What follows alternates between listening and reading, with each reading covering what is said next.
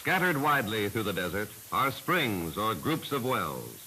Such a water source is called an oasis, and here men can live, cultivate fields, and build a village.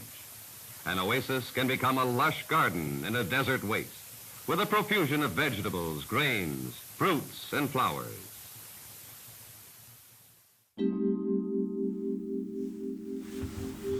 So far on this channel, we've learned about lakes, mountains, peninsulas, caves, seamounts, and river valleys that all, at least from a biogeographic perspective, behave like islands. In fact, I've talked about this phenomenon so much that I think it's time we figure out something better to call them than islands that aren't actually islands. In the comments of the last video in this series, Sadiq suggested maybe something like isolates, which I just think is perfect as it clearly communicates what these are. Environments that are so isolated that they impose new evolutionary pressures on the living things inhabiting them, in turn producing an array of unique flora and fauna.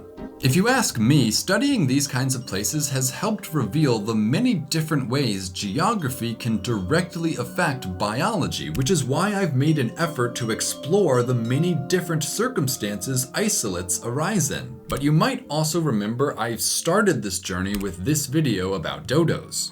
This was where I first told you all we could apply this theory of island biogeography not just to islands, but to really any isolated environment, and I gave you 5 other examples: lakes, mountains, oases, caves, and seamounts.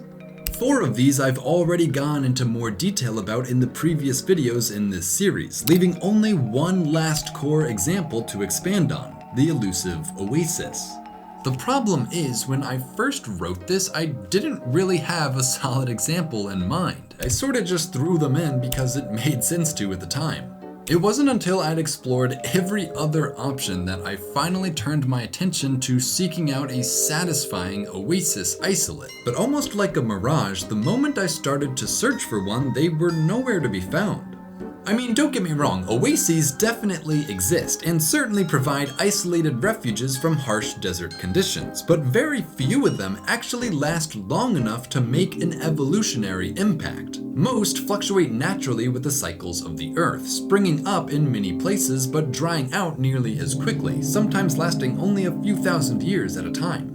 Because of this, organisms rarely have the opportunity to adapt to these places to the extent we've seen in other isolates, leaving most oases around the world without any endemic species to call their own. More often than not, oases consist entirely of plants and animals identical to those found in surrounding habitats, revealing them to be more like stepping stones for existing species rather than the exciting laboratories that produce new species we've come to expect from isolated communities. It appears that while in concept an oasis would behave like an island, in reality there aren't many that have existed long enough to exemplify this. Of course, this only makes oasis isolates all the more special when you do find them, which is why today I want to dedicate this entire video to finding 3 more of these amazing environments to show you how islands can arise even within the desert.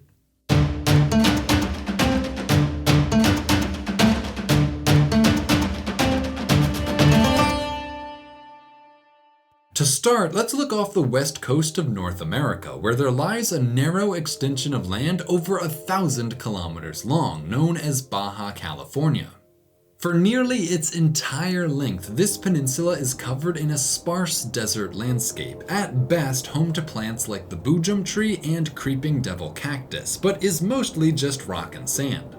At the very end of this extension of land, however, rises the tallest mountains on the entire peninsula, forming a distinct range known as the Sierra de la Laguna. The height of these mountains is just enough to force moist ocean air to rise and cool, depositing upwards of 500 millimeters of rain per year here, compared to less than 50 millimeters everywhere else across the peninsula. This substantial rainfall has in turn supported a forest in an unexpected place. Surrounded on 3 sides by water and only connected to the mainland across a thin stretch of blazing hot desert, I think it's safe to say these oak pine forests are isolated from all others on the continent. and as such, the life that has been inhabiting these mountains has certainly had the space needed to evolve. The question now is whether or not this isolation has resulted in any unique forms of life, or endemic species. Fortunately, I don't need to look too hard for an example of endemism here in these oak pine forests. Being more resilient to fires, oak trees persist around the lower, drier elevations of these mountains, dominated by the Quercus divia, a species endemic to only this forest. In the higher, wetter elevations, pine trees take over, specifically Pinus cimbroides, or the Mexican pinyon. While this species has a fairly wide distribution across northern Mexico, the members found growing in the Sierra de la Laguna have been described as their own subspecies, Pinus cimbroides lagunae, on account of their longer needles and narrower cones when compared to mainland populations. Some have even gone so far as to describe this tree as its own species, Pinus lagunae, though I can't say I could tell the difference. But either way, what's clear is that the dominant plant species here in these mountains have certainly started genetically drifting apart from those found across the Gulf of California. In total, there are 79 plants endemic to this ecoregion, making up nearly 20% of the forest flora, which is pretty significant and supports the claim that this is a floristically distinct area. But alright, what about animals? Does the fauna of this Sierra exhibit any symptoms of isolation? Well, while trees might not be able to march across the desert, animals certainly can make this trek, explaining how this forest has become home to large herbivores like the mule deer, which are preyed on by large carnivores like coyotes or puma. Overall, we can see that the largest animals of the Sierra de la Laguna don't differ all that much from those in surrounding forests. However, sometimes islands can be just as notable for the animals they lack, as this creates open niches for other animals to fill. So while large animals may be able to cross this gap without continuous tree cover, smaller arboreal animals like squirrels have no way to move across the desert. In this paper titled The Oak Pine Forest Without Squirrels, we'll find a map of North American oak pine forests compared against the range of sciurus or tree squirrels, Tamiasciurus or pine squirrels, Eutamias or chipmunks, and Glaucomus or flying squirrels.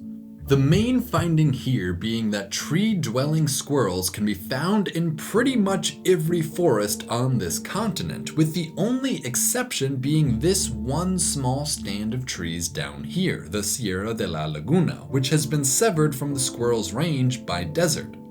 Without squirrels, the ecological niche they occupy as the dominant consumer of acorns, the seeds of oak trees, has been left open for other animals to try to fill.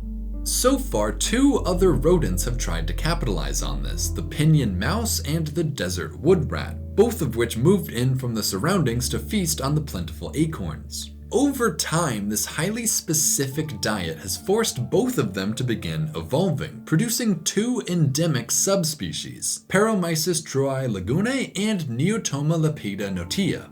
If given enough time, it's possible one of these would win out and become a fully realized species. But if you ask me, the reason neither of them have is because the acorn niche in this forest has already been filled, not by a mammal, but a bird, the acorn woodpecker. These have developed an interesting strategy of pecking holes into trees and shoving acorns inside, storing them for later. They can do this literally hundreds of times in a single tree, giving us a nice visual illustration of just how many acorns they consume, and by extension how much they dominate this niche. While these 2 exist across a wide continental range, the tremendous success found by the population in this one isolated spot has once again led to the evolution of an endemic subspecies. Along with its 79 endemic plant species, the Sierra de la Laguna also hosts 8 endemic reptiles, 4 endemic birds, and 4 endemic mammals, accounting for over 10% of the total species found here, revealing this to be a hotspot not just for biodiversity, but life itself within an otherwise desert landscape. Alright, now that we've seen at least one example of life springing up in a desert land, I want to take a look at the largest desert on Earth, Antarctica. I know it might be hard for some of you to think of this place as a desert, considering everywhere you look is ice, but in reality, all this frozen water is completely inaccessible, as temperatures here rarely, if ever, rise high enough to melt it. The current of cold air, known as the polar cell, also prevents moist air from blowing further south, causing this area to receive virtually zero precipitation annually. Together, the extreme temperatures and low precipitation have left Antarctica as perhaps the most difficult place on this planet for life to eke out an existence within, and as a result, the vast majority of this frozen land is utterly devoid of living things, a desert in the truest sense. The only exception to this is where the peaks of mountains miraculously break above the ice, creating small islands of rock called nunataks, though even these tend to remain barren and lifeless, except in the most fortunate of circumstances, like those that persist along the Ross Sea. Here, the ocean moderates coastal temperatures, preventing the adjacent lands from getting too cold in the winter and delivering some warm air during the summer. On the other side of this are the Transantarctic Mountains, which keep this area separate from the massive ice sheet lying just a little further west, directing the brutally cold air mass coming off this ice away from this coastline and forcing any ice to flow around it. Together, the geography of this area has produced a series of ice-free valleys here, what are collectively known as the McMurdo Dry Valleys. The largest of these environments is this one here, where no less than 5 valleys intersect to form one massive opening in the ice, the Big Dry. Although these valleys may be free of ice, they still receive absolutely no rain or even snowfall, making them just as much of a desert as the surrounding glaciers. However, during the austral summer months, temperatures within these sheltered valleys can briefly rise above freezing, and when this happens, melting occurs all around the periphery. Ironically, it's the dryness of these valleys that has allowed for liquid water to flow through them, and where there's water, there's life. Up here in Victoria Valley, the meltwaters from this ice sheet have formed a periglacial lake. If summer temperatures rise high enough, this lake will overflow through this channel into Lake Vita, supporting a small but substantial stream system. The same can be seen happening further east as well, where the glacier pouring into Barwick Valley seasonally melts and flows into Lake Vashka. Though by far the greatest example of Antarctica's freshwater systems can be found to the south in Wright Valley. Here, the impending glacier supplies periglacial Lake Brownworth before draining through a channel that flows for over 32 kilometers before emptying into Lake Vanda. This is known as the Onyx River, the longest and perhaps only true waterway in all of Antarctica. Flowing through a desert valley, itself nestled within a desert continent, I think it's safe to say this river is an oasis in an otherwise barren land and presents some of the only opportunities for life to take hold here, giving rise to some of the most isolated and most extreme environments on the planet. Although there aren't any flowering plants, these valleys do feature vegetation in the form of lichens and moss, which grow all along the edges of lakes and streams wherever liquid water is available. Inside the lakes themselves, algae and cyanobacteria are able to photosynthesize, forming mats of microbes that turn these pools visibly green from space, revealing just how lively these waters can be. However, no matter whether it's moss, lichen, algae, or bacteria, these all reproduce asexually, meaning evolution doesn't quite follow the same patterns here. And so despite the extreme conditions and isolation, we haven't actually found any truly endemic flora within these valleys. But don't worry, because together these primary producers serve as the foundation of an ecosystem, one that supports a variety of fauna as well, including mites, springtails, and nematodes. In fact, a surprising diversity of mites has been described all across Antarctica, where at least 29 species are known from its shores. Along this particular stretch of coast, 7 different species have been recorded, each belonging to their own separate nunatak. Here in the McMurdo Dry Valleys, only one of these mites reigns supreme, the endemic Stereotitis mollis, showing us how these environments are as isolated from each other as they are from the rest of the world, just like islands in an archipelago.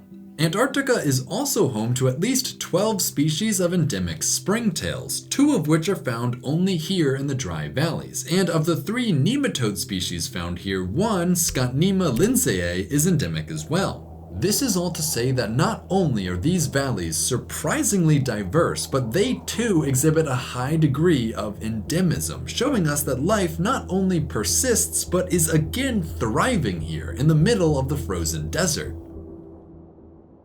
Okay, and the final oasis I want to look at today is probably the closest to what I actually imagine when picturing an oasis. To find this place, we must venture deep into the Arabian Peninsula, a land defined by its dryness. In the south of this peninsula, we'll find the single largest expanse of sand anywhere on the planet, the Rub al-Khali, otherwise known as the Empty Quarter. Containing this sea of sand is a rim of mountains lining the very southern edge of Arabia, forming the spine of this peninsula.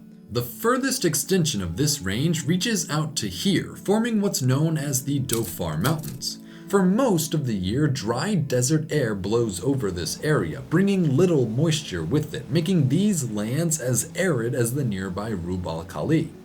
But briefly, from mid-June to mid-September, ocean currents cause cold water to upwell off the coast here. This water cools the air above it, creating a cold but moist air mass. This causes wind directions to reverse, blowing this ocean air back over these mountains, causing a phenomenon known as the Kharif, the Arabic word for monsoon.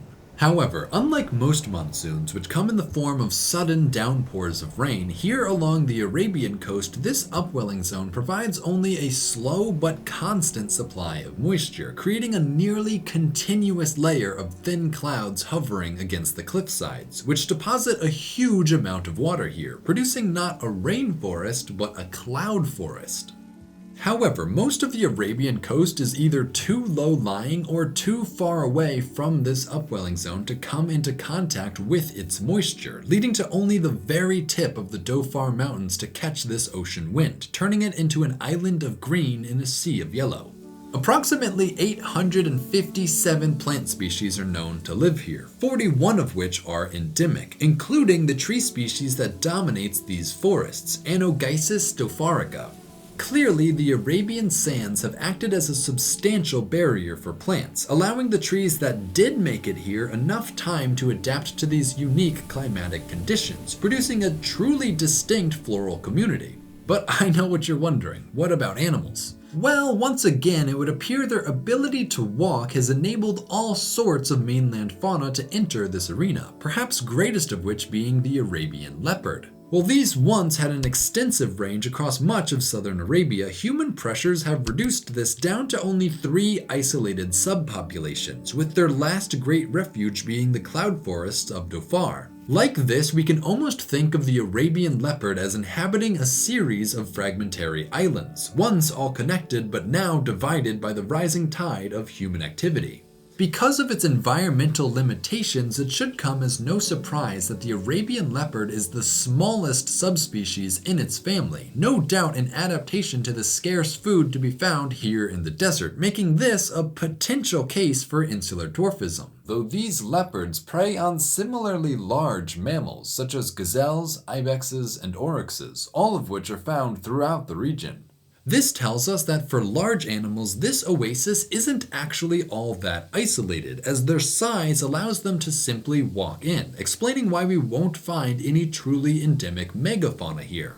Once again, it's really only smaller creatures that have difficulty crossing these deserts, meaning that when animals like reptiles arrive here, they do become isolated from their surrounding communities. This has produced an array of reptiles found nowhere else but here, including Messelinus ayuensis, the only endemic lizard to the area, and Platyceps thomasi, an endemic snake. 2 different gecko species have arisen here as well, including Tyodactylus dofarensis, named after the mountains they reside in, and which are some of the largest members of the Tyodactylus family. The other native gecko, however, Tropiocalotes confusus, is better known as the Oman dwarf gecko, showing us geckos have come to fill at least 2 completely different niches here. Lastly, these mountains are home to the Arabian chameleon, a species endemic to much of southern Arabia, but its greatest habitat is once again here in the DHOFAR Mountains. For most of the year, these chameleons are a dark brown color, helping them blend into the desert landscape. But come monsoon season, they turn a vibrant green to better camouflage in the abundant vegetation. While this might not be the most impressive color change display a chameleon has ever performed, I do believe it perfectly demonstrates how the chameleons here have adapted to the peculiar monsoon cycle of this area. Or, in other words, these chameleons have certainly undergone evolution to better survive the local conditions found here in the DHOFAR Mountains. Altogether, what's clear is that here in the south of Arabia, surrounded by sand and sun, there's an unlikely collection of trees, providing a home to several rare and well-adapted species. By now, I hope you can see how even in the most unlikely of places, either a scorching hot or freezing cold desert, anywhere liquid water flows, an island of hospitable conditions can arise. Just like lakes, mountains, caves, and seamounts, oases provide the resources, the isolation, and the motivation for evolution to take place, allowing even the most remote and extreme corners of this planet to act like islands and become populated with amazingly original forms of life.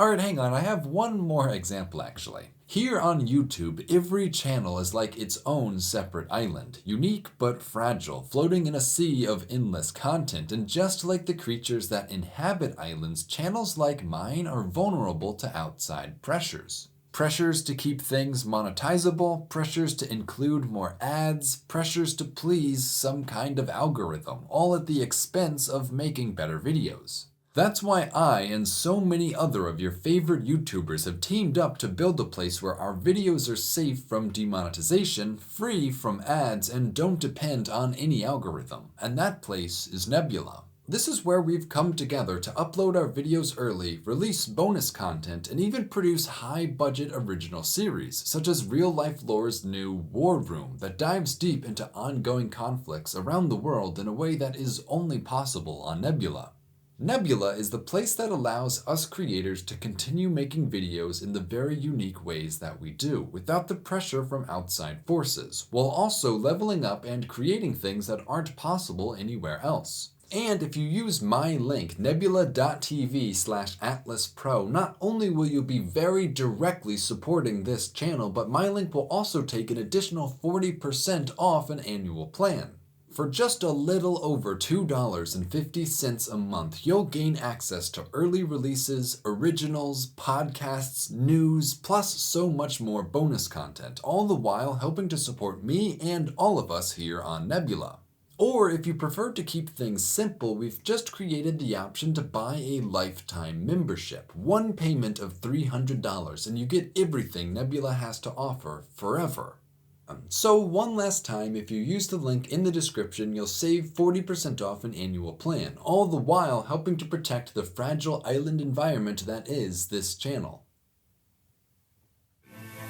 Yet in spite of man's science and effort, there remains the greatest part of the Sahara which few men know, where rolling dunes block man's advance, where only a lonely caravan can cross a rocky plain, where human life depends upon a hidden well, or where a seeping pool of water gives life to an oasis, which stands like an island in a sea of sand.